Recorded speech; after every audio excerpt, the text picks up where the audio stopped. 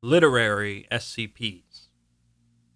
One of the things that separates humans from other animals is the written word, our capability to pass on experiences, stories, and knowledge through writing. Books have been written about every subject known to man, from science to history to ghost stories and fantastical adventures.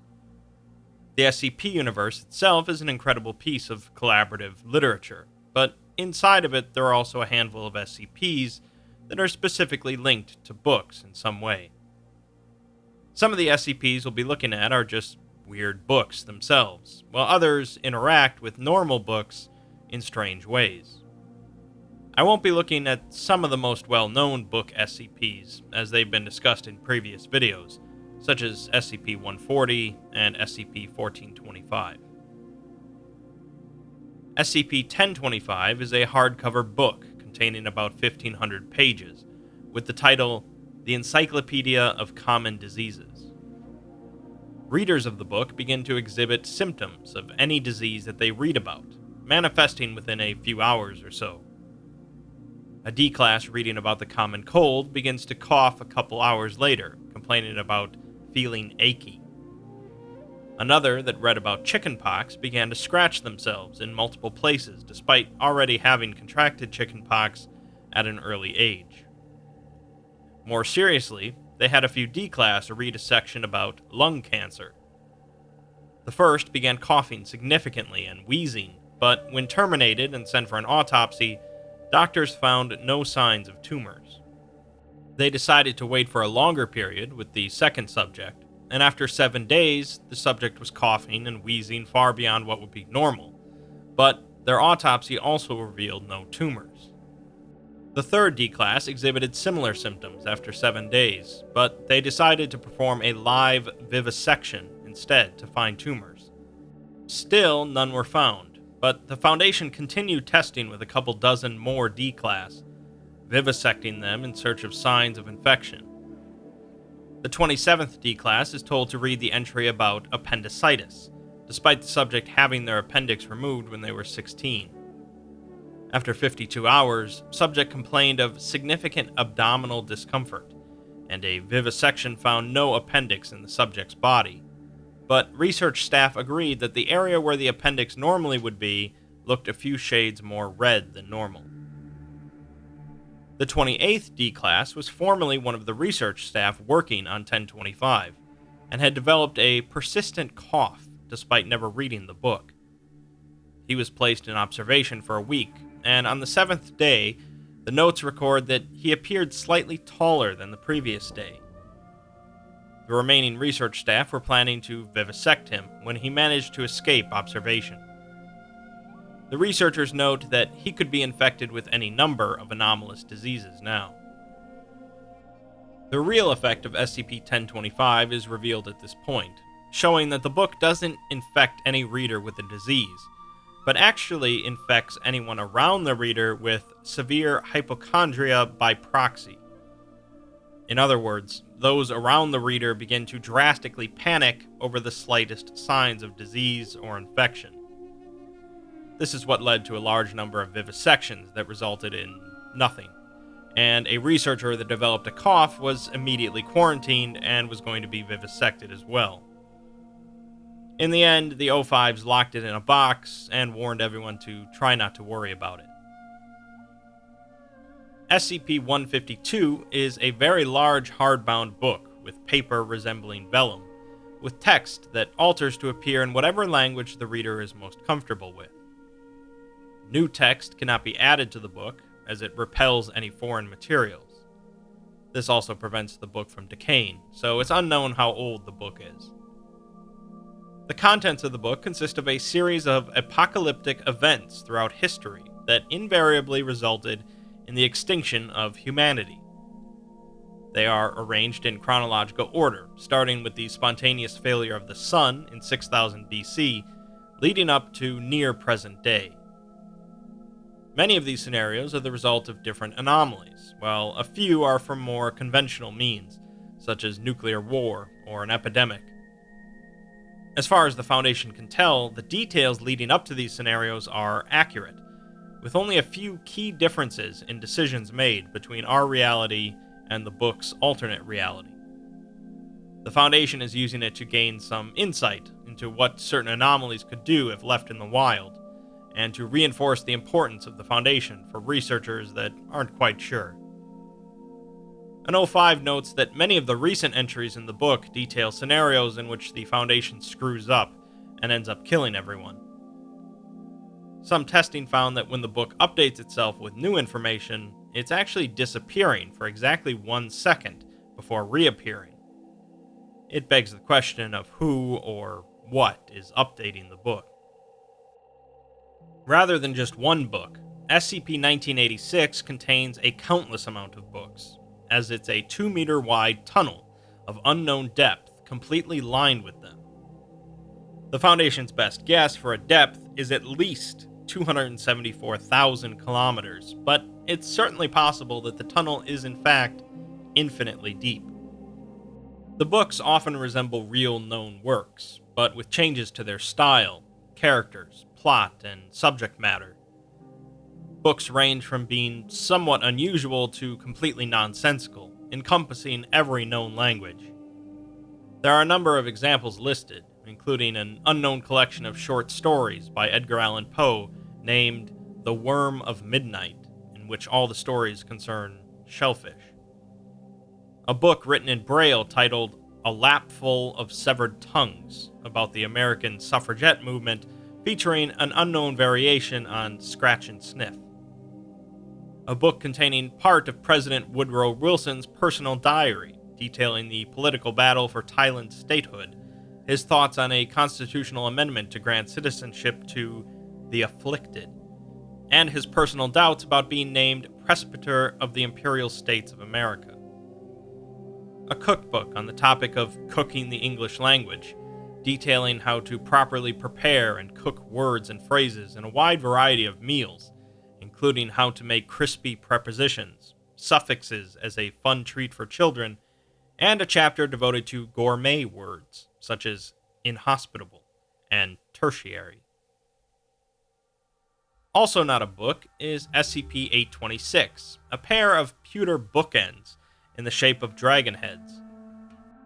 When a book is placed between the bookends by an individual, and the person leaves the room, 826 will instantaneously change the interior of the room into the setting of the contained book, typically drastically enlarging and altering the interior space.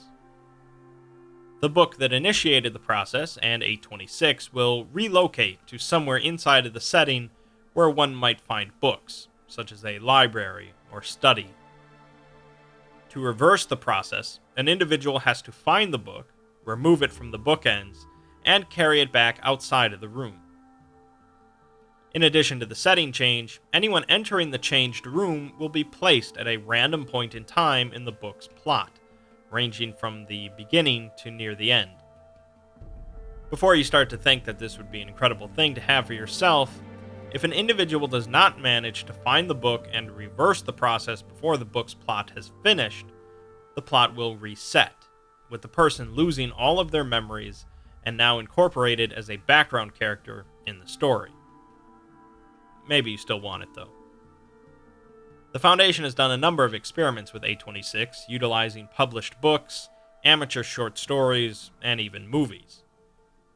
Using Little House on the Prairie, an agent meets up with the main character from the book, accompanies him to his cabin, and eats dinner with the family before finding the book and leaving. The copy of the book used contained an additional paragraph in the middle of the story discussing the agent. A DVD copy of The Shining was tested, in which an agent walked through the hotel, enters the hotel manager's office, finds the DVD, and leaves, interacting with none of the characters.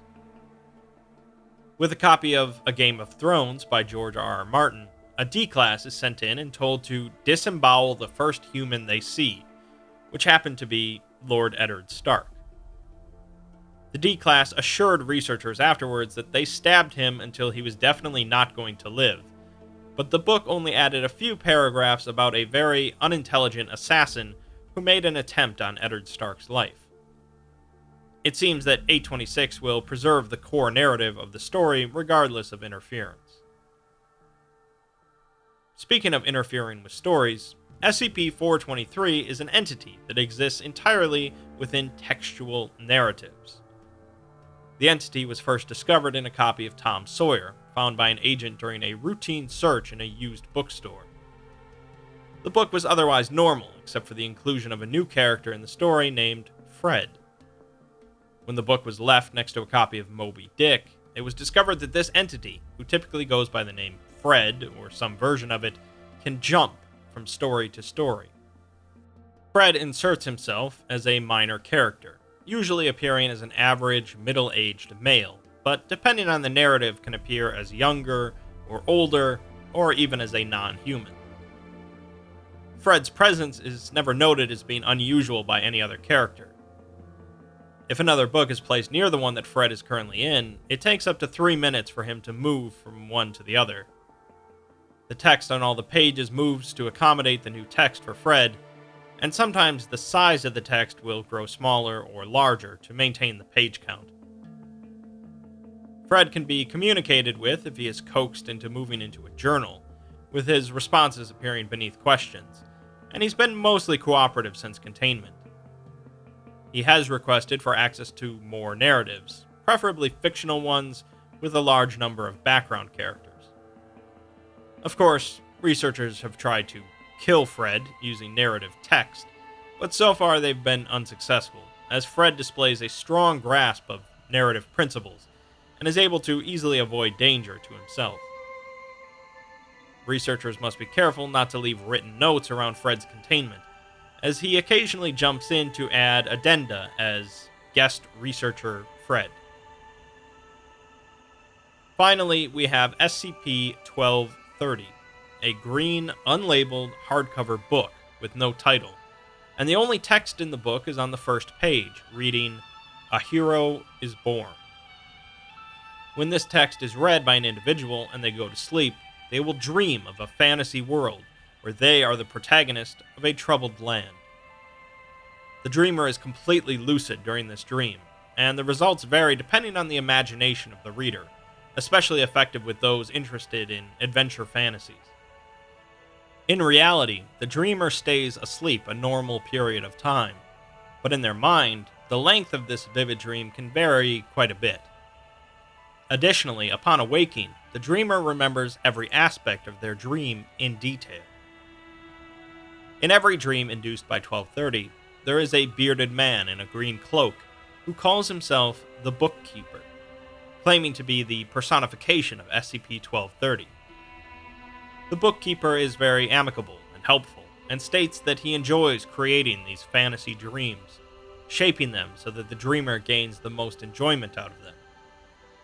It typically expresses sorrow when the dream finally ends, telling the individual to please visit again soon. In one test, a D-class is told to enter the dream and immediately try to find a way to kill themselves. They awoke less than a minute after falling asleep, claiming that they had been at the summit of an active volcano on a quest for Caladius, the Blessed Blade. He had leapt into the volcano, felt an intense heat, and woke up. He requested permission to give it another go, but the request was denied. Another D-class was instructed to simply harm himself in the dream without killing himself, and he later reported that he could feel a numbed sort of pain from the injuries, but never anything unbearable. The Bookkeeper had appeared and asked why he was harming himself, but thanked him for not immediately killing himself like that other rude fellow. This is obviously an item that could appeal to a large number of people, especially those obsessed with fantasy stories and games. A particular researcher requested access to SCP-1230, which was granted due to his high level of clearance. Other staff members recall his visible excitement due to him being an avid fan of tabletop and role-playing games, and he soon fell asleep. Staff grew alarmed after 15 hours had passed without the researcher waking up, and his vitals were monitored from that point. He finally began to stir after 24 hours, appearing deeply confused and asking where he was. Shortly after, he he seemed to regain his memory and excused himself to the restroom. After 15 minutes, a nurse entered the restroom and discovered that the researcher had hanged himself. A note scribbled on the wall reading, "I can't go back to this." 1230 was wet with ink, repeating the same message on every page. "I'm so sorry. I never intended for this to happen. I just wanted to make people happy." The book remained in this state for 3 weeks before another doctor placed a sticky note inside of it saying that he'd like to talk to the bookkeeper if it's alright.